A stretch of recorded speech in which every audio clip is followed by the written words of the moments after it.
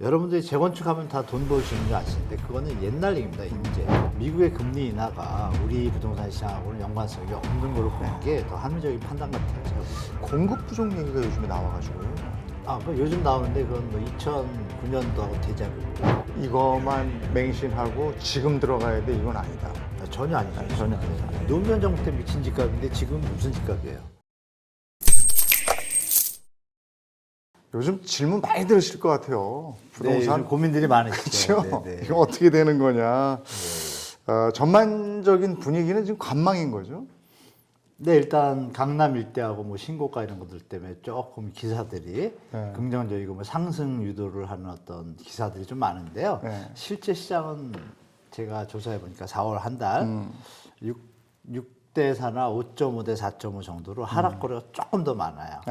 그래서 지표는 이제 아시겠지만 부동산은 이제 표본이 완벽하지 못하고 정성적인 게 들어가서 약간 상승으로 뜨지만 실제 평균을 내보면 평균 매매가가 약간 다운됐어요. 네. 아시는 바와 같이 신생아론 때문에 그 수요가 아직 받쳐주고 있기 때문에 몇 달은 조금 이어질 것 같아요. 강세 같은데 관망이 같이 혼재된 시장이 지방은 여전히 하락세를 좀 면치 못하고 있고요. 뭐 그런 시장 상황입니다. 금리 인하를 기대하면서 들어간 분들도 많았는데 금리 인하는 조금 요원해진 것 같아서 그렇죠. 올 말이나 조금 뭐 내릴까? 그리고 그것도 뭐 급속도로 내릴 것 같지는 않아서. 예, 일단 그 시장에서 보는 그 뷰가 예전에는 5.25에서 5.5 사이가 한 30%밖에 안 됐어요. 네. 그리고 6월 정도에 이제 그 뷰가 이제 한 50%가 인하를 예측했다가 불과 2달 사이죠. 2달 전에 그랬는데 지금은 97%예요. 95%. 95%가 동결이에요. 그리고 9월, 11월까지 제가 좀 전망 뷰가 같이 나오잖아요. 보니까 여전히 내려봤자 예전에는 1%까지 갭을 봤는데 지금 그 갭이 많이 줄어가지고 뷰는 연말 기준으로 40에서 50% 정도가 동결이고 나머지 분들이 30하고 20이 분산돼 있는데 인하 쪽으로 그 폭이 0.75가 최대고 0.25나 0.5로 좁혀졌어요. 그러니까 말씀 주신 것처럼 내리더라도 만약에 지표가 나와도 지금 변동성이 심하니까 제가 볼 땐 뭐 바이든 대선 때문에 이제 좀 풀어주고 싶은데 그 폭이 좀 제한적이다. 그럼 우리랑 갭이 있기 때문에 여전히 미국의 금리 인하가 우리 부동산 시장하고는 연관성이 없는 걸로 보는 게 더 합리적인 판단 같아요. 제가 볼 때. 근데 총선 결과에 부동산이 뭐 많이 좌지우지 될까요? 근데 되고 있습니다. 되고 있습니까? 네, 그건 어떻게 보냐면 아까 제가 4월 한 달을 말씀드렸잖아요. 네. 4월 한 달 중에 총선 전까지는 상승이 한 50, 60%였어요.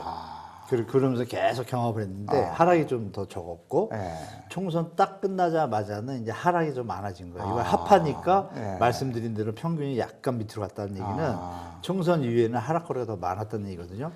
특히 서초구나 강남구는 특이하게 좀 강세를 띠고 있고요. 서초구는 그 전에 좀 많이 갔잖아요. 강남구보다 먼저 좀 회복을 많이 했어요.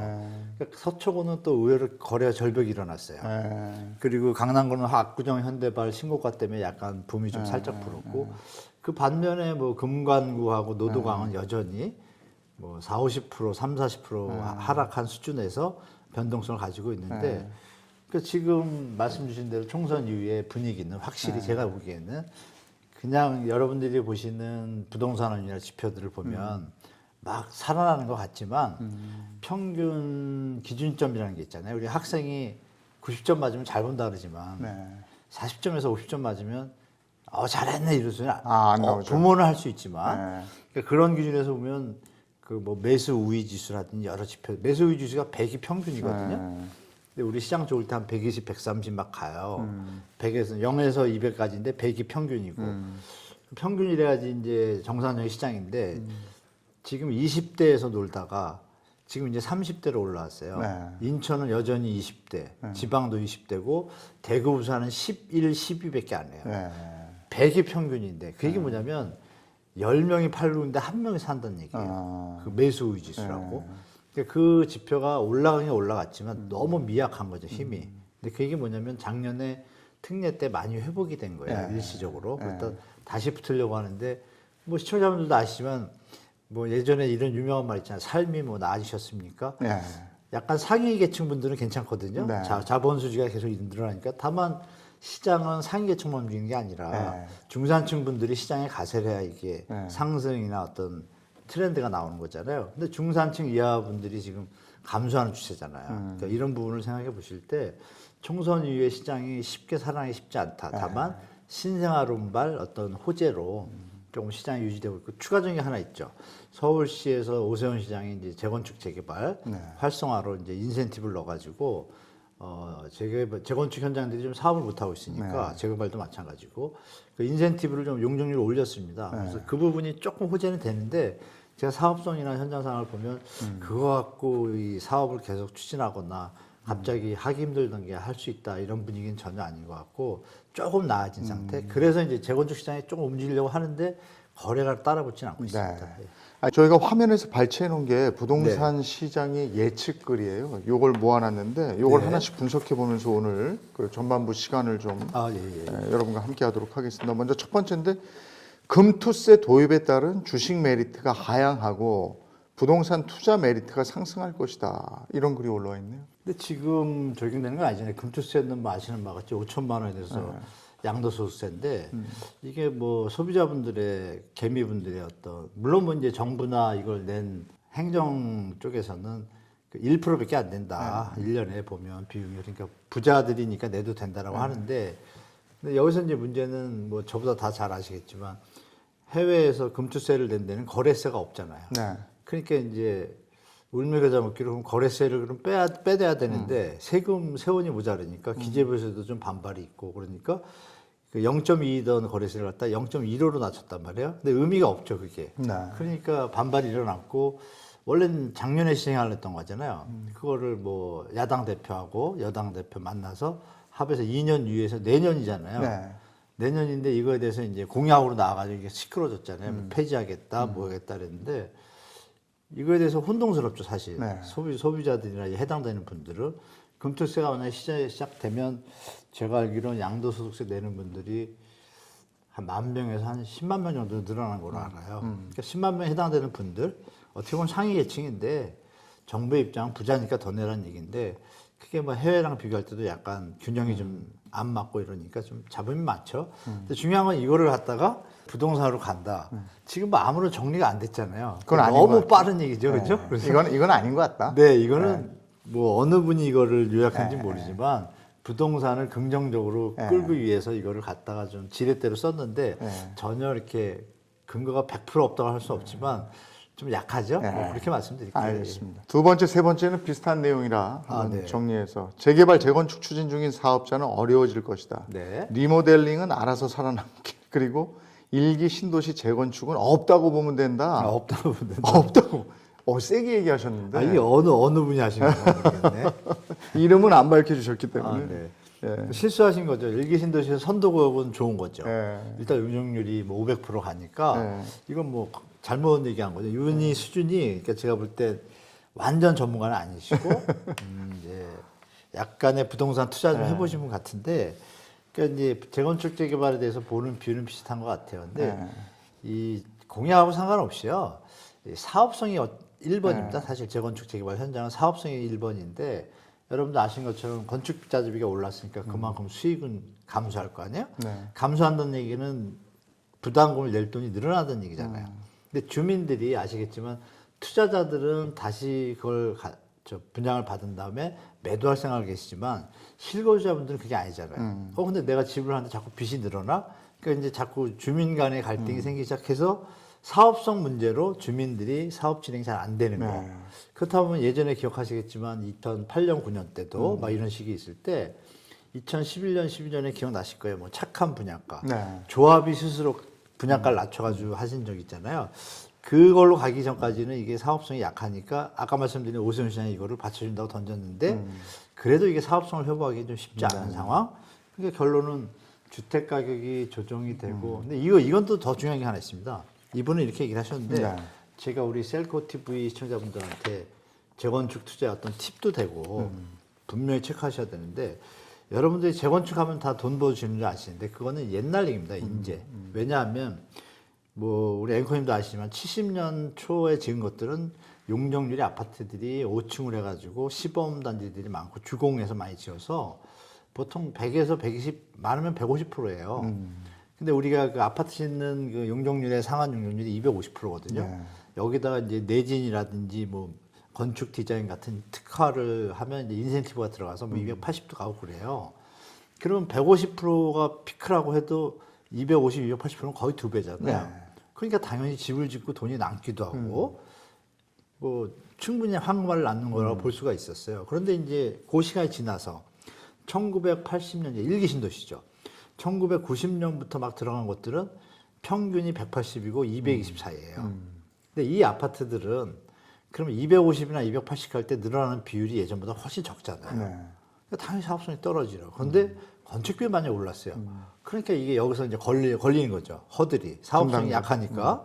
더 중요한 건 뭐냐면 이제 잘 모르시는 2030 세대 분들이 220%가 세간에 뭐 300, 500 막 들리니까 500이 될 줄 알고 그냥 아무거나 안 가리고 그냥 조금 오래되면 사는데 그 오래된 아파트라고 그러긴 뭐 기존 주택, 기존 아파트가 220%라고 가정을 할게요.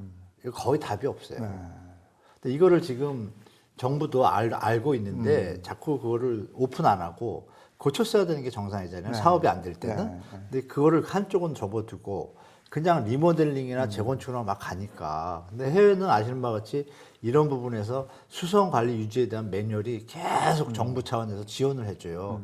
심하면 그 아파트 단지가 자력이 없을 경우에는 정부 지원금으로 이게 50년, 80년 가잖아요. 근데 그런 것도 우리가 한번 고려할 상황이 됐는데 우리 시청자분들은 재건축이 로또를 낳는 시대는 지났다라는 걸 직시하시고 5층짜리 이제 거의 없잖아요. 그럼 다 8층, 12층 그나마 난데 15층, 20층 간다. 이거는 사실 정말 심각하게 고려하시라고 저는 말씀드리고 싶습니다. 알겠습니다. 네 번째 한번 볼게요. 공급 부족이 장기간 심화될 것으로 신축 플러스 20년 이내 구축 위주의 강한 상승 흐름이 예상된다. 공급 부족 얘기가 요즘에 나와가지고요. 그 요즘 나오는데 그건 뭐 2009년도하고 데자뷰입니다. 공급을 늘린다고 했지만 늘어나지 않았는 말이죠. 기억하시겠지만 시청자분들 270만 원 기억나시죠? 예. 잘 안 하고 있잖아요. 조율하는 거죠, 정부에서. 네. 뭐 왜냐하면 요새 PF 문제가 있으니까 그건 이해를 해요. 그러니까 정부가 지금 문제 있는 건 확실합니다. 아니 270만 원 있고 부지가 있고 3기 신도시 용지가 있고 근데 빨리빨리 안 하고 있고 PF는 올인을 하고 있고 그게 이제 총선 결과로 나온 거 아니에요. 주민들, 그러니까 국민들이 볼 때 균형적인 어떤 정책이 아니라고 판단했겠죠. 그런 부분에서 지금 공급 부족 얘기가 자꾸 대두되잖아요. 근데 사실이죠. 왜냐하면 PF 문제가 터졌고 가던 현장들이 스톱이 되고 아까 말씀드린 재건축 재개발 현장들이 공사비로 갈등이 생겨서 가다가 스톱이 되거나 뭐 6개월 동안 협의하다 다 둔촌중공도 그랬잖아요. 멈췄다 갔다 멈췄다 갔다. 요새 또 얘기가 나왔어요. 또 6개월 지연한다 뭐 이런 얘기가 또 나오고 있거든요. 그러니까 이런 부분들이 준공 시점에 예측됐던 것보다 다 늦어지거나 스톱이 될 수 있으니까 감소한 건 맞고 사업성이 없으니까 신축 사업을 하는 현장들도 없잖아요. 그럼 당연히 2, 3년 뒤에 지금보다는 공급 부족 현상은 분명히 오겠죠. 중요한 건 뭐냐면 지금 있는 것들이 마무리가 안 돼서 늘어진 것들이 되는 것하고 이것들이 어느 시점에서 몰릴 수도 있고 여러 가지 경우가 있잖아요. 그러니까 중요한 건 2009년도 데자뷰를 말씀드리면 지금하고 똑같았어요. 2009년도에 정종환 국토부 장관이죠. MB 때. 나와가지고 뭐라고 얘기를 했냐면 2, 3년 뒤에 주택 공급 부족 대란 우려되는데 준비 잘하고 있다. 이렇게 얘기를 해요. 그리고 2, 3년 뒤에 기사들을 한번 여러분들이 보세요. 보시면 거래 절벽 언제까지 가나. 가격 하락 끝이 없어. 이런 기사들이 도배를 해요. 그러면 이게 앞뒤가 안 맞죠.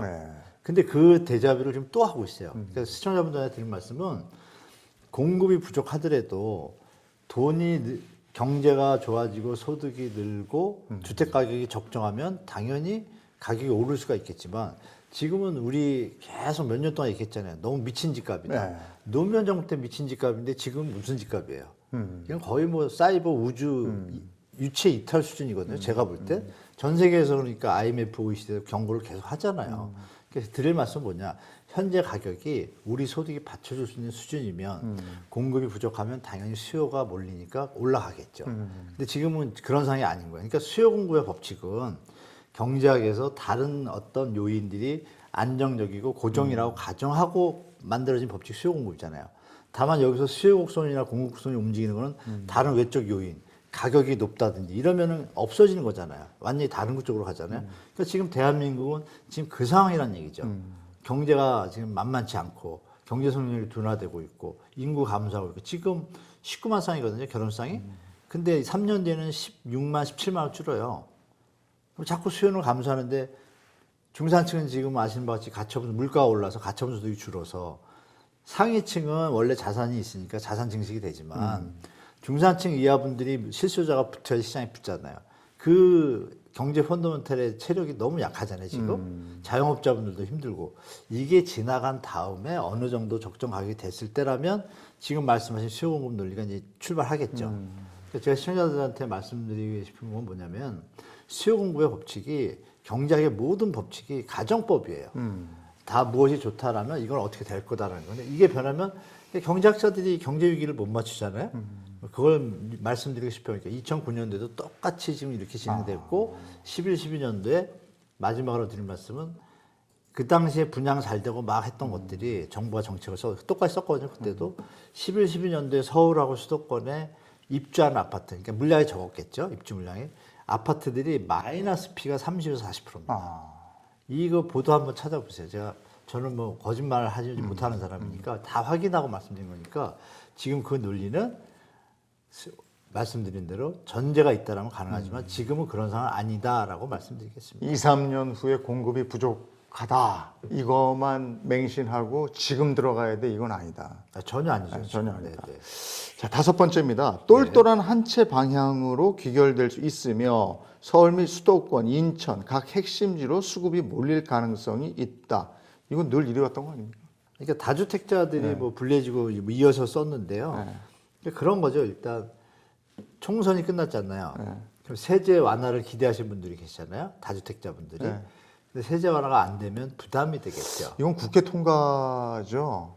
근데 법안을 통과해야 되니까 안 될 것 같은데. 이거는 이미 선거 전에도 지금 다수당이 된 야당이 만든 법이잖아요. 자기들이 자기 법을 깰 수는 없잖아요. 경제 위기가 오지 않는 한. 그럼 이거는 가네요. 그냥 가는 거라고 이게 그거 보시는 게 아니에요? 맞죠. 취득세 감면해주고 뭐 이런 거 취득세, 양도세 다 해당되죠. 그러니까 2주택까지는 그냥 1주택처럼 해주겠다 이런 거 아니었어요? 취득세, 양도세 다 중과로 지금 잡아놨잖아요. 아, 중과로. 네, 그걸 갖다 손을 못 대는 거죠 지금. 아, 그러니까 못 되는 거죠? 네, 그러니까 정부에서는 감면해주는 게 아닌 정부는 거죠? 이거를 거의 뭐 폐지 수준으로 가고 싶어 했고 다수당이 되면 가능하죠. 법을 고칠 수 있으니까.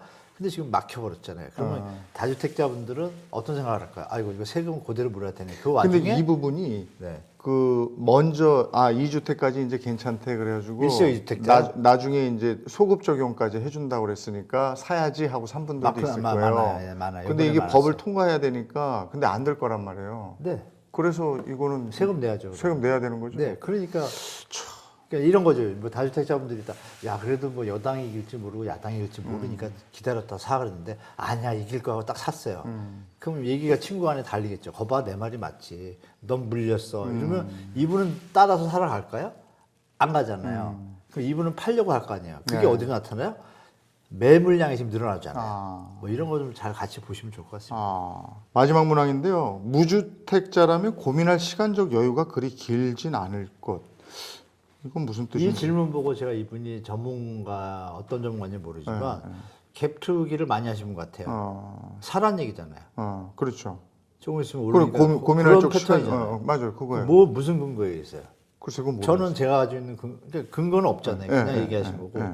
저는 제가 가진 근거를 봤을 때 현재 주택 가격이 서울이나 수도권은 이미 오버슈팅 구간에 들어가 있다는 건 뭐 제가 얘기할 뿐이 아니라 한국은행부터 해서 여러 기관들의 보고서는 공통적인 방향을 가리키고 있잖아요. 한국 부동산 조정기가 올 것 같고 뭐 이런 것들이 다 지금 모든 데서 데이터가 나왔기 때문에 이분의 얘기는 고민을 할 시간적 여유라는 표현을 썼거든요. 지금 고민을 하는 거는 돈 문제예요. 가격이 비싸기 때문에 못 사는 거지 내가 집을 안 살려는 것도 아니고 못 살려는 것도 이런 환경들이 가격 저항에 부딪힌 거잖아요. 그러니까 예전에 2013, 14년도에 그때 거래량이 많이 늘어났거든요. 박근혜 정부 시절에. 가격이 적정하니까 다 샀어요. 사지 말래도. 그러니까 이런 관점에서 보셔야지 지금 여기처럼 무주택자가 고민할 시간적 여유가 그리 길지는 않을 것. 저는 전혀 반대로 생각합니다. 왜냐하면 시장의 어떤 시계를 봤을 때 7년에서 한 9년 올랐잖아요. 네. 약간의 변곡점이 있었지만 그럼 상식적으로 생각하시면 되죠. 너무 많이 오르면 우리가 밥을 자연에 올리면 똑같지 않나요? 밥을 너무 많이 먹었어요. 그 다음날 그만큼 더 먹을 수 있나요? 못 먹죠. 못 먹죠. 올라가는 거는 제한적이라는 얘기예요. 조금에 못 먹으니까. 근데 이게 배탈이 났어. 그럼 2, 3일 못 먹죠. 그게 이제 폭락이라는 걸로 볼 수 있겠죠. 그러면 폭락이 아니려고 여러 가지 소화제하고 뭐 안마도 해주고 해서 폭락 아니면 연착륙이잖아요. 그럼 앞으로 시장은 누가 보다 3, 4년은 좀 조정이 돼야 다시 갈 수 있겠구나 상식이잖아요. 그런 상식에 맞춰봤을 때 그러면 지금 무주택자들은 고민하고 이렇게 막 기다리고 초조해하는 분들은 자기가 돈이 딱 살까 말까 아슬아슬한 여유가 있는 분들이에요. 여기서 1억만 내리면 내가 살 것 같은데 왔다 갔다 한단 말이에요. 그분 외에 나머지 무주택자분들의 60, 70%, 80%는 이미 갭이 많이 벌어져서 살 수 있는 생각을 못 해요. 그런 상황으로 보셔야지. 그러면 이거는 여유의 개념이 아니라 환경에 따라서 이 무주택자들은 이미 그들이 얘기하는 뭐 이생끝 벼락거지 이미 그 수준까지 갭이 벌어져 있거든요. 그러면 상식적으로 가격이 내려야 사든지 이분들이 돈을 많이 벌어야 사든지 시장이 다시 될 거 아니에요. 그럼 그 시간이 되려면 지금 이분들 경제가 좋아져야 되는데 환경을 딱 보면 그러면 가격 조정될 가능성이 더 높은 게 합리적인 사람들 생각 아닐까요? 그러니까 거래량이 줄고 있잖아요. 그러면 이분 얘기는 정반대 얘기를 하는 거죠. 여유 있다. 지금 여유 없지 않다. 이런 거죠. 아까 말씀드린 것처럼 배탈 났는데 또 배탈 날려면 폭등인데 그럴 가능성 없잖아요. 그러면 올라가면 제가 이렇게 표현할게요. 평화한 말로 올라가면 얼마나 더 오르겠어요. 여기서 이미 꼭지점 찍었고 한번 내려왔고 올라가고 힘을 못 쓰는데 내려갈 거 잘못하면 왕창 빠지겠네 이 생각이 들잖아요. 그러면 아까 말씀드린 대로 지금 살까 막 애들이 방을 달라고 그러고 이렇게 막 지금 꼭 사야 되는 분들 내년에 결혼을 해야 돼 살까 전세로 갈까 이미지도 있고 내 관리도 있고 이런 분들은 고민하시지만 그 부분이 대부분이 아니라는 얘기죠 지금은 시장에. 그래서 제가 볼 때 이거는 역으로 말씀드릴게요. 고민할 필요가 없는 상황이다. 심하게 얘기하면. 한문도 교수님과 먼저 오늘은 시중에 돌고 있는 부동산 관련 얘기들을 한번 아니요 스타일로 정리를 한번 해봤습니다. 참고하시기 바랍니다. 이어서 지금 시장에서 벌어지고 있는 이슈 이야기 계속 나누겠습니다.